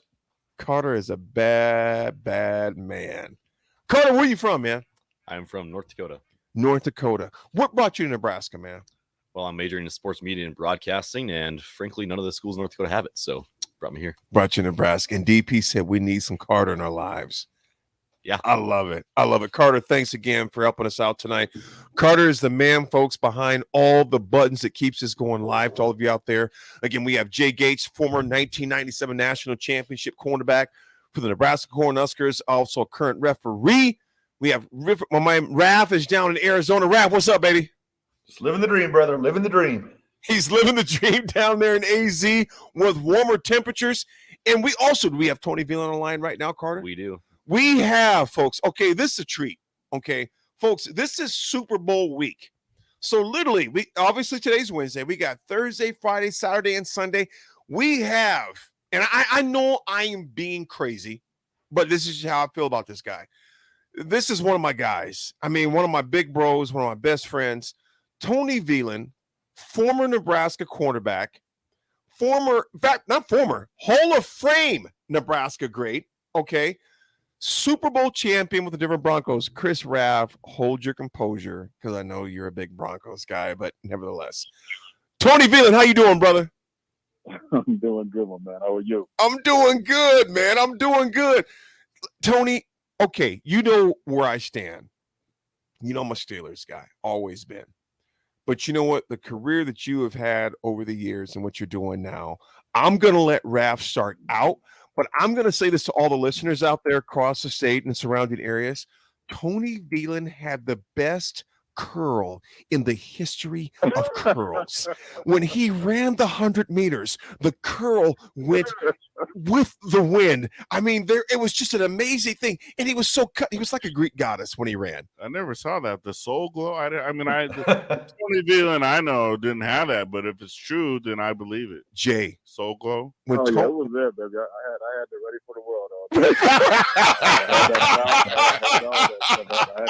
I had the oil stain on my pillow and everything. Yes, it was real. It was real. Tony, how you doing, big bro? I'm doing real good, man. I appreciate you having me on, man. Absolutely. Tony, it's a pleasure. It's Super Bowl week. You were a two-time national championship winner in Nebraska, also a Super Bowl winner, Super Bowl 32. And VJ, Rashawn, peeped me out to this earlier, Tony, and I didn't realize this. And I'm sure you did. And we were talking about this on the radio station on the Captain. That goes from, if you listeners, if you're looking for some listeners, you definitely listen to VJ and the Captain Show from 11 to 2 at the 93.7 Ticket. You mentioned that you were number 32 in Super Bowl 32. Were you cognizant of that? Of course I was. And I told him that. Earlier, I said this is my number 32 and it's Super Bowl 32. Like, that's no coincidence. Something good is going to happen. Mm-hmm. And fortunately for me, I called the fumbling game and we won the game. So, it couldn't have gone better. I just tell you that. It couldn't have gone better. Raff, go ahead, brother. All right. I'm sure the odds right now are going to be that I'm going to ask you a Denver Broncos question. However, I'm going to go back to the Nebraska playing days. And as the years have gone by, memories fade and stuff like that. But back in, I believe, in the fall of 92, you were number one on the depth chart at cornerback. Have you ever thought, if you wouldn't have injured your collarbone that year, that how things might have been different at Nebraska if you would have continued playing quarterback instead of defensive back? I mean, yeah, I used to think about that back in the day, but to be honest with you, how everything turned out was much better than I could have ever dreamed. I never thought that, I'd have a chance to go play professionally. Quarterback, option quarterback at that. At that time, there was probably 2 black quarterbacks in the NFL. And so when all these injuries happened and I ended up having to switch, I obviously I didn't necessarily like it when it first happened. But at the same time, I was just trying to contribute. I just wanted to be on a team. I wanted to make sure that I could, be the best player that I could be. Never thought that I had a chance to go to the NFL. Never thought we'd be playing for 3 national championships and winning 2. And never thought I'd get drafted or go to the Super Bowl. So, I couldn't have dreamt up that story. So it worked out so much better. You know what, Tony? The Rock said something in one of his documentaries, Dwayne Johnson. He goes, similar situation yours. He goes, not going to the NFL. Sometimes the things that don't happen are the best things that happen. And you think about when you came in, it's you, Clester Johnson, Brooke Behringer. Later on, obviously, Tommy Frazier comes in a year later. And to Raff's point, and think about this. You were the MVP of the Shrine Bowl here in Nebraska, Hall of Famer. I mean, there's all these accolades coming for you. And then, Tony, you think about this, man. And I'll never, Tony, I'm not sure if you remember this, but I will never forget this. When you got hurt in 93, and maybe you remember this, maybe you don't. And I remember coming in the training room and you're sitting on that table with your leg up. Mm-hmm. And just a look on your face. It wasn't one of dejection, obviously disappointment, but it wasn't one of defeat. Tony, I have in all the years I've known you, which is, I'm 48 today. So basically 30 years. I've seen you down, but never dejected. You were like, you know what? It is what it is. I'm going to make it through this.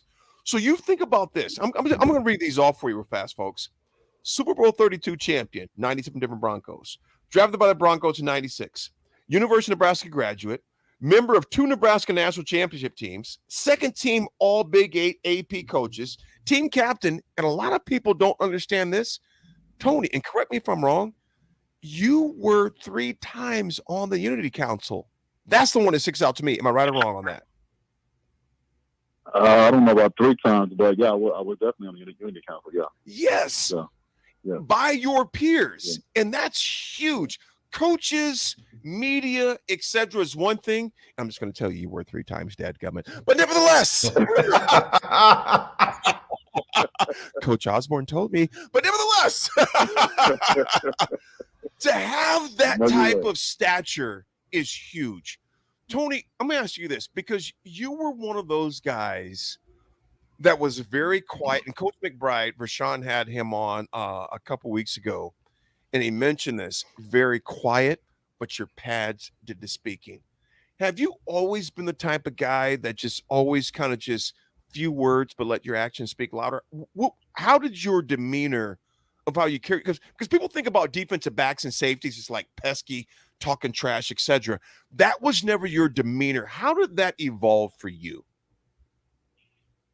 You know what? I don't know where. I think honestly, it started from when I was a kid and just playing in the neighborhood. I grew up in a neighborhood with a ton of kids, but I grew up with some really, really roguish families in my neighborhood, like some roguish families, and it was it was me and my brother and my sister, and so when I went to play football and all that type of stuff, I didn't want to make a lot of noise with my mouth because I didn't want to get beat up, but at the same time, I knew that I could compete with these guys. So I would just be quiet, and next thing you know, I've scored 2 touchdowns or thrown a touchdown or something like that, and that just stuck with me, man. It just stuck with me. I wanted to be one of those guys who, there's plenty of people who can talk trash, but can you back it up? I'd rather back it up than doing all the talking. So that just stuck with me, man, and that was just kind of my MO once I got older. Raff, go ahead, brother. All right, another Nebraska question. I mean, I'm getting edgy. We'll have to ask a Bronco question or two before it's said and done. But the question I have for you is, captain, 1995 team. Is that 1995 team the best in the history of college football?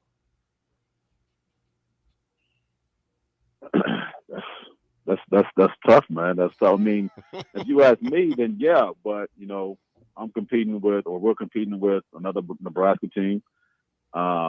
People try to bring Alabama in that too. People try to bring Miami team in there. But I'm preferential to me. I'm preferential to us. So I would have to say yes. I agree with you. You agree, Raff, with that? Totally. You know what, Tony? You think about this, man. Your journey starts in Omaha. You're a Benson Bunny.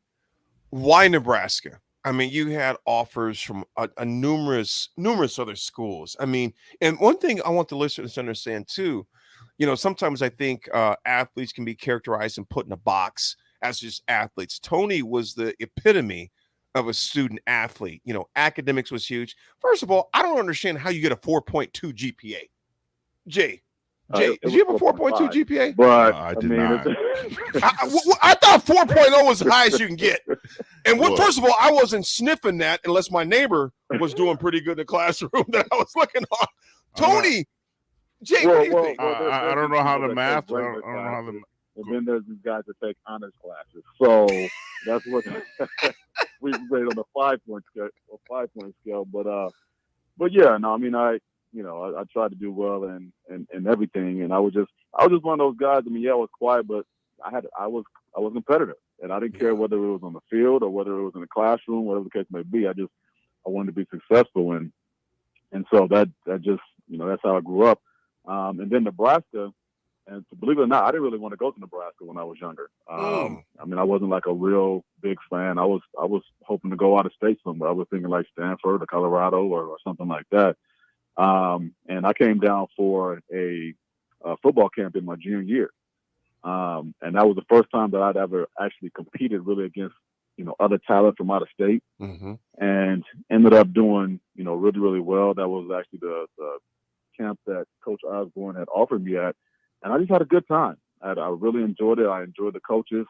And I didn't commit at that particular time, but I was, really leaning towards it. And just over that next year, being recruited by Coach Osborne and Coach Young and Jack Pierce, I mean, it just felt like home. And plus my family too. I get a chance for them to play at a big university, and my family can come in and check me out. So, and it really is one of the best decisions that I've ever made. Jay Gates has got a question for you, TV. Tony, the thing, and I know we weren't close back in the day because we didn't really know each other, but the thing I do remember about you is you were quiet, but you put in the work in the weight room. And I think you still do to this day. I think you look like you could definitely step on the field. So you're probably still a gym rat. So I know as hard as you were working in the books, you were working in the weight room. So my question is, I've got a 16-year-old at home who loves football, but what kind of advice do you give these young guys about working out and putting in the work? Because I think this generation wants to cut corners and the easy way, but I think you're one of the guys that I know that, look, you and East Stokes, I remember just in the gym nonstop putting in the work. There's no secret. There's no secret in this. It's just what you're talking about. It's just those 4 words. Put in the work. Like when it's all said and done, you got, for a lot of the kids that we train, for even the kids, anybody that's just trying to be successful, right now within the sports realm, like, you don't have any excuse not to be successful. Like, you got the facilities, you got all kinds of coaches, you got everything within your fingertips. You just have to do the work. Nobody's going to do it for you. You can't download an app and make yourself strong or fast or any of that type of stuff. You got to get down there and put in the work. The grind, the sweat, the tears, all that stuff you have to go through in order to get better. And so I just try to make sure that they actually understand that, because they're, like you just said, there really are no shortcuts. Good stuff. Good stuff. Raff, go ahead, brother. Okay, I got to tell you this, just real quick. So this kind of, so have any of you guys done the 1 chip challenge? The what? The 1 chip challenge. I haven't. 1 chip, that spicy chip? Yeah, the super spicy chip. So right before I got on here, I did some dumb stuff and did the 1 chip challenge with me. Let me tell you something. Yeah. It wasn't a smart move. I did it, but it was not a smart move. And you're gonna feel it in the morning too when that chip comes out. Hey, trust me, that's what I was getting ready to say. Because I had to use the restroom, right before getting on the thing, and now I'm like, I don't know what's going on, but something don't feel too good. Yeah. So Tony, it's called fire. So what you're saying is, don't do it. It's fire. Or he's saying he needs a 5-minute break or something here. I'm not sure. I'll be all right. I'm just saying, if somebody challenges you, just concede. Just decline, right? You're good. I saw that on TikTok or something like that, and I was like, oh, these people. And I don't know what the chips are. I mean, I haven't even seen them, but I know that I buy the grocery. Whatever if my daughter or somebody says, let's do it, I'm not the one. Not doing it. No. Folks, this is 93.7 with Riffin with Raff and AD. We have Tony Veland, 2-time national championship winner 94-95 and Super Bowl winner 1997 with the Denver Broncos. We'll be back. We're going to pay some bills, and we'll be back. And the question we have for Tony Veland when we come back, and you can put your questions in on the Honda hotline at 424-64-5685 or the Sartor Heyman text line 424-64-5685. The question we come back, the mindset of a Husker and a Super Bowl champion. We'll talk to you in a few minutes. Shopping for insurance can be a tedious and frustrating task, but the agents at Brokers Insurance Agency will do the work for you. They have partnered with over 20 of the best insurance carriers in the nation, which allows them to do the shopping all for you. Whether you're looking for business insurance or employee benefits for your company, or you're looking to save money on your home and auto insurance, Brokers Insurance Agency has the agents and solutions to help meet your goals. Call 402-420-5353 or email staff@brokersinsurancene.com. Working at Continental in Lincoln isn't a job, it's a career. And right now they've raised wages again, and they're hiring for production operators at $22.07 per hour and other select jobs starting at $23.77 per hour, with wages growing up to $29.71 per hour. Continental also has salaried jobs available and great benefits, plus medical and prescription costs at very low premiums. Dental, vision, and life insurance are offered at no premium cost to the associates. To learn more or to apply, go to continental-jobs.com with keyword Lincoln. Come work at Continental today. Hey, sports fans. Rico here with HIS Auto Care 70th and Van Dorn. Carfax recently awarded us as a top-rated auto service center for 2020, and Lincoln Choice Awards voted us as the 2021 top independent auto repair center. Call us at 402-488-8934 for superior service bumper to bumper. Mention this ad and get 7% off. Doesn't get any better than that. Rico for his Auto Care 70th and Van Dorn. God bless you. Gray Diesel and Equipment Services is hiring and seeking motivated applicants. Gray offers a second-to-none benefit package that includes health, dental, vision, 401k, paid vacation, and paid holidays. They offer great pay and tuition reimbursement or a tool purchase program for qualified candidates. It's a fun, friendly team with lots of variety and work assignments, so there's something for everybody. View and apply for their job openings today at grayusa.com or visit them in person just off I-80 and North 56th Street. Come be a part of the Gray difference. Action Plumbing, Heating, Air, and Electric ensures our home and office HVAC systems run smoothly throughout the year to provide maximum comfort and convenience. Routine maintenance reduced our operating costs just by improving the efficiency of our unit. Consider a maintenance agreement to ensure you too receive priority for services and scheduling. This helps meet manufacturer warranty requirements. Action delivers honest quality services we can count on. To learn more, visit actionlincoln.com. Gentlemen, Valentine's Day is just around the corner. Don't be that guy running to the store for flowers and a card on your way home. Hey, Rick Heyman here from Sartor Heyman Jewelers. We have great Valentine's gifts in store now, and if you spend $99, we'll throw in a free bouquet of a dozen roses. Give her what she really wants this year and let us do the rest. Sartor Heyman Jewelers, your hometown jeweler since 1905 in Lincoln and Grand Island, online at sartorheyman.com. Hi, Sean Callahan here for Koppel Chevrolet GMC. And things have obviously been pretty challenging lately with new vehicles, with all the microchip and supply chain issues, but things continue to loosen up as Koppel gets more and more new vehicles in each and every week. We've had many customers also custom order their vehicles. So if you don't see what you want in our current inventory, we can put an order in to get exactly what you want. So go online, reserve your new vehicle at koppelcars.com. You'll be glad you did. Today on Hey Culligan, why does your team stink? Here's Coach Waters. Hey, Culligan. Yeah, my team stinks. Ooh, harsh. No. I mean, they stink. They won't hit the showers because it makes their skin all dry and itchy. Coach, it sounds like your guys have been hit hard by hard water. You kidding me? Hard water? Yep, so let's call an audible in the form of one Culligan Smart High Efficiency Water Softener to get the smooth back in their skin and the stink out of your team. Okay, Culligan, I'm putting you in. Coach, we're already on the way. Go to CulliganLincoln.com and schedule your free water test today. You can search online for hours to find the best electricians in Lincoln and the surrounding area, but I'll save you time. High Electric has been serving their customers for 30 years for both residential and commercial properties. They're experts in everything electrical, from remodeling to new additions, hot tub installations, electric vehicle chargers or EV chargers, lighting, ceiling fans, and more. High Electric takes jobs from Beatrice to Omaha and all towns, big or small, in between. Call them today at 402-466-6606 or learn more at highelectric.com. Rosie Sports Bar and Grill has 2 Lincoln locations that are great for any occasion. If you're downtown for a basketball game or a concert, stop by their newest spot at 10th and P. Don't forget to check out their social media pages to learn about any concerts on stage at Rosie's. If you want to avoid a busy downtown scene, head over to the original Rosie's just south of 14th and Highway 2 for a feeling of your local hometown bar. There's plenty of TVs at both places and great food and drink. What are you waiting for? Rosie Sports Bar and Grill at 10th and P and on South 14th Street. Now back to Riffin with Raff and AD on 93.7 The Ticket and theticketfm.com.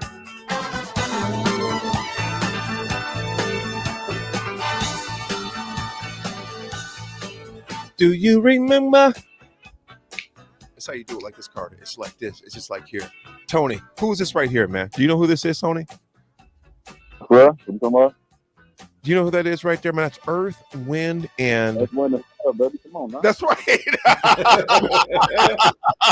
Hey, I was thinking Raff and Jay was going to say, that's the night at the museum. Raff, go ahead, big dog. All right, we finally got there. I've got to ask a Denver Bronco question. The year is 1997. You were a 6th-round draft pick by the Denver Broncos. The Broncos have just lost a devastating playoff loss to the Jacksonville Jaguars the year beforehand. What is the attitudes of the John Elway's, Terrell Davis's, Steve Atwater, Shannon Sharp's going into that 97 season? Wow. Pretty similar to, the attitude we had when we were talking about unfinished business. It was like we got there close. We we should have, performed a heck of a lot better in that game. And we're pretty much on a mission to show the world that nobody's going to stop us this year. I was really fortunate to be around some guys who were consummate professionals, had that great, go to work attitude. You could, joking and this and that in the locker room, but that they were serious when it counted. And we had that attitude that we were for each other. You could get in the locker room where, everybody kind of out for themselves and, don't want to help, the people who are behind them because they might try to steal their job. That wasn't the atmosphere at all in Denver, man. We were all about, uplifting each other and trying to do whatever we could to make each other successful. So, I was fortunate to be around those guys, including like Terrell Davis and Shannon Sharp. And, it was a great, great locker room to graduate to, even from Nebraska, because we basically maintained that same family atmosphere. So, being able to have those guys to lead the way and end up in the Super Bowl and get the victory, man, it was unreal. You know what, Tony and Raff, you bring up a good point, man. You mentioned like Hall of Famers right there: John Elway, Steve Atwater, Terrell Davis, Shannon Sharp. Tony, when you first got to you come out, you get drafted by the Broncos. All right. And first of all, it wasn't like you were someone who wasn't used to success. All right. You've had success on a collegiate level.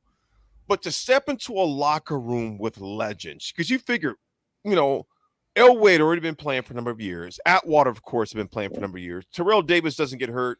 He's probably, instant Hall of Famer. In my opinion, he still should be. Shannon Sharp. What was that like from you walking from a locker room a year and a half, because you go in 96, so a year and a half removed from a national championship to with some of the greatest to play their positions? How did you, what was your mentality? Were you in awe? Because, Tony, a lot of things don't shock and awe you. I've known you for years. Right. You're one of my best friends. So that's not your MO. But what was the mindset when you saw those guys, you're putting your pads down the same place they are? What was your mindset at that point? Well, I'll tell you, honestly, it was similar, honestly, to when I got to Nebraska. There was a little part of me that was kind of a fanboy. You know what I'm saying? I was like, okay, this is Elway. So this is Atwater. Like, these are, how do I live up to these cats? This is crazy. But then at the same time, there was also something inside of me that was like, okay, I'm here.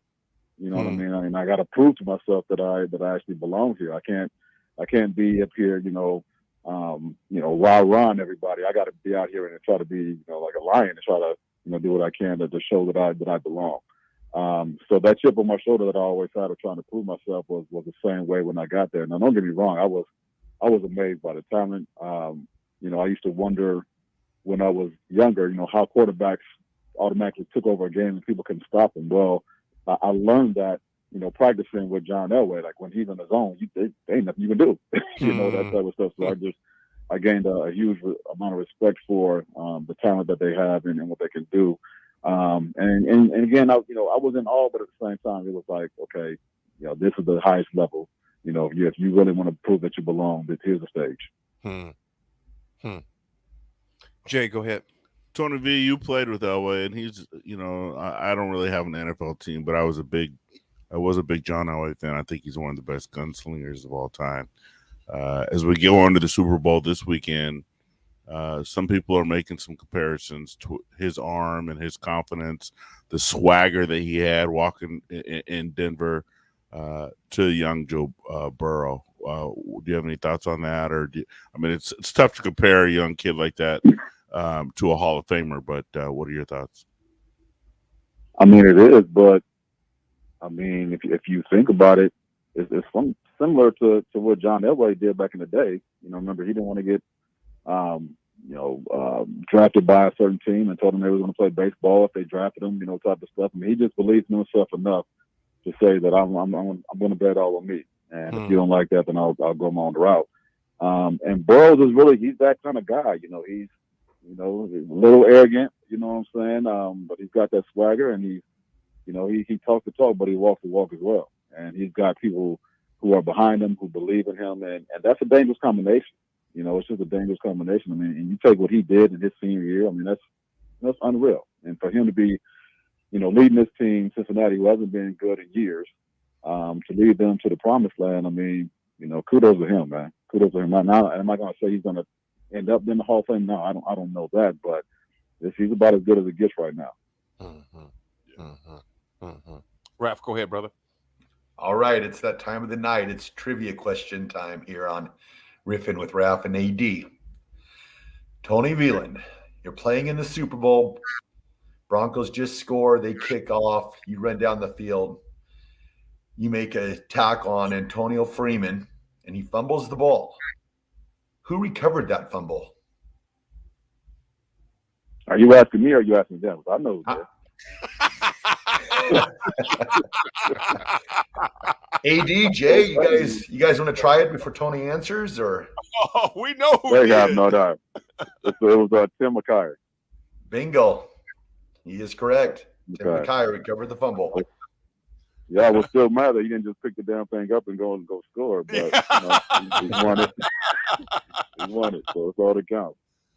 Tony, let me ask you this, man. So, and the thing about it, and I'm a staunch Steelers guy, but I'm a Husker guy. You're my guy. Tony, go back so many years.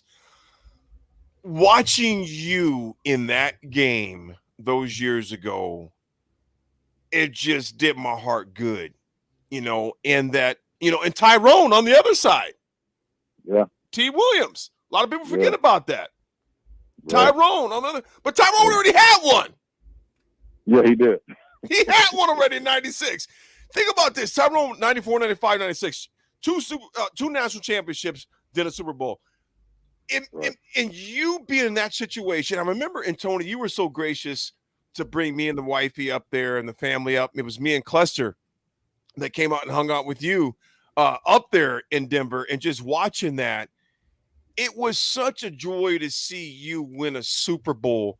Let me ask you this, Tony, think about this, man. It's the most watched sports event in the world, not the U.S., in the entire world. And you had plays to where the entire world saw it. So when the confetti's falling, Denver Broncos, Super Bowl champions. Now think about it. You've already got 2 national championships. And think about this, TV. Some of those guys on your team had never won anything close to what you had won in college. So they couldn't even relate it to. Now, I'm not trying to put a national championship to Super Bowl, but in a sense I am. What was your feeling when that clock hit 0? You're like, dang, I'm a Super Bowl champion. What was that feeling like for you? A kid from Benson. It was super exciting. Don't get me wrong. But it took a minute. It took a minute for me to truly grasp, kind of what had happened. Because when you come from the situation that we were in, where we got that first championship in '94. At that particular time, like that was like the epitome. Yes. Because we're doing the first one for Nebraska. I don't know how many years. We're the first one for Coach Osborne. I'm doing this, with my brothers that I've been fighting with and growing for the last, 3 years. So that was like the epitome. You know what I mean? And then to do it again was awesome in '95. But then the Super Bowl, it was just like, once everything died down a little bit, I had to sit back and be like, did this really happen? Like, did I mess around and get drafted?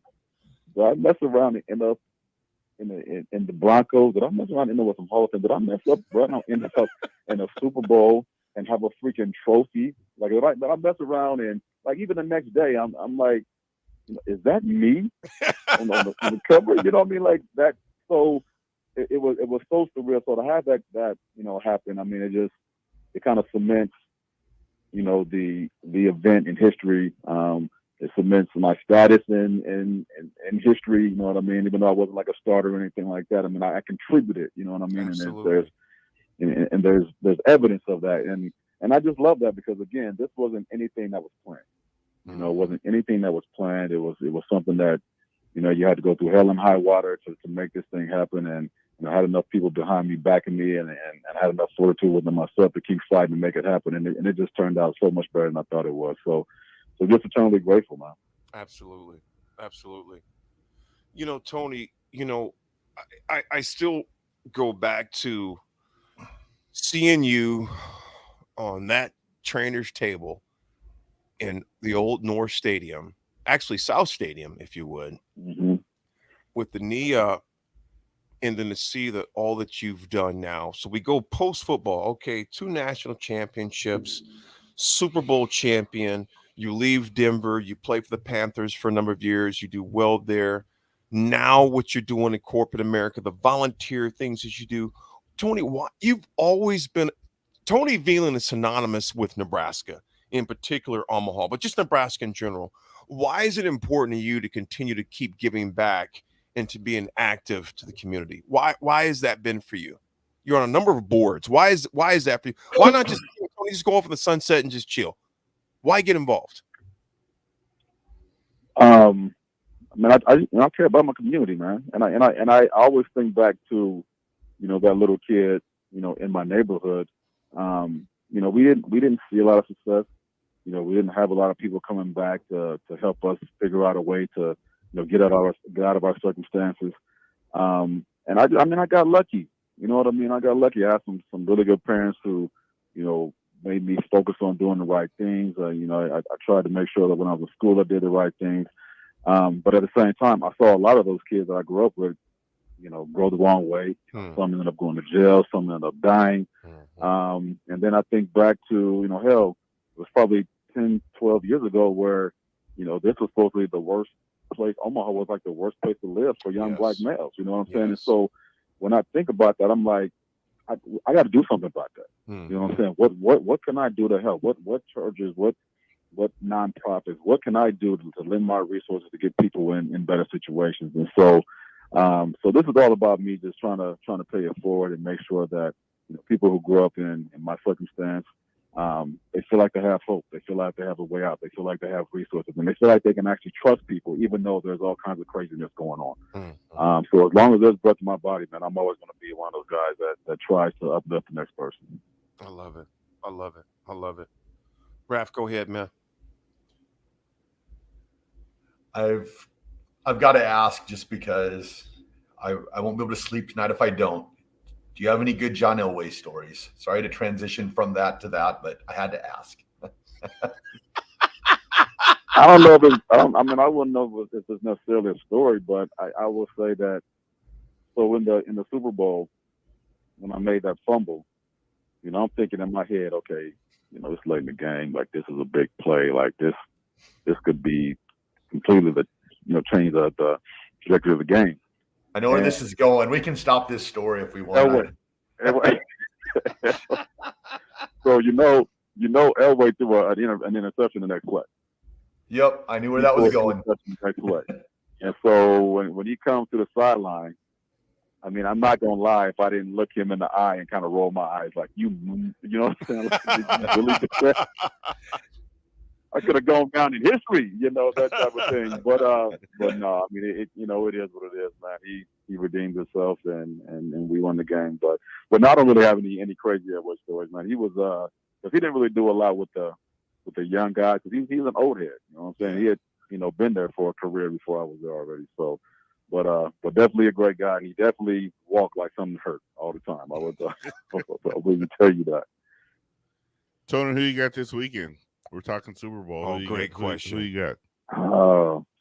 Man, you know what? To be honest, I would love to see Burrows win. His father, worked at Iowa State forever, and he recruited me really heavily out of high school. I always had a really good respect for him. I would love to see them win, but I mean, the Rams got a lot of weapons, man. They got a lot of weapons. I mean, with Kupp and OBJ and then the defense. I mean, you got Miller, you got Donald, you got Ramsey. I mean, I don't know if he's gonna be able to overcome that, especially consider like when they played against the Chiefs, he got sacked like 9 times. I mean, I don't know if I see him being able to overcome all that. Well, here's my question, and since you played safety, this is a good one, I think. How is it? I mean, I know Cooper Kupp. I mean, he's stone cold. How is he running around wide open? What the hell kind of defense? I mean, I understand, if he was a rookie and nobody knew who he was, but everyone knows this white boy can run routes, he can catch balls, and if it's third and anything or any clutch, you need to be covering. This boy just running wild like what? Y'all 1-on-1? He's I know, but you know how it is. I mean, you think about it. You got two really good receivers, so you can't double both of them on every play. I mean, that exposes you to other plays. But I mean, it's like that now, though. I mean, it's like that. I mean, you get those little slot receivers that are quick, and they don't even really have to run precise routes anymore. As long as they got a little, the smallest window, the quarterback give them the ball, and then they make 8 or 9 yards out the carry. I mean, you live on that, and he's been eating on that all year. So, he'll probably get his yards. Don't get me wrong, but I think when it's all said and done, I got a feeling that the Rams will pull it out. Tony, I can't tell you how much, man, that we appreciated you joining us tonight. Again, man, I know your schedule is busy, but just your history, the stories, and again, the word resilience. We were using that with Gates. We use that with you. The injuries you overcame, you could have easily packed it in. Gates could have easily packed it in. And had you guys, Gates doesn't have a 97 championship. Tony, when you come in here and says, what? I'm not playing quarterback? I'm out. No, you switch. You didn't just switch from quarterback to receiver to running back. You switched to the opposite side of the ball, learned your craft, 2 national championships in the Super Bowl later, and here we are all these years later. Folks, it has been a blast. Tony, thank you so much. Jay Gates, thank you so much. Folks, this was Riffin with Raff and AD on 93.7 The Ticket. Tony B, thank you, big dog. Appreciate it. Yes, and it is my 40th. It's my birthday. Dear Happy birthday. And here's my PSA before you all leave. Please get your screenings. Please go and get your checkups with your doctors. I'm begging you. Had I not got mine checked out, I'm probably not on the microphone tonight. Folks, God bless you. 93.7 The Ticket. This is Riffin with Raff and AD on Wednesday nights. Join us next Wednesday night. God bless you all. Thank you much.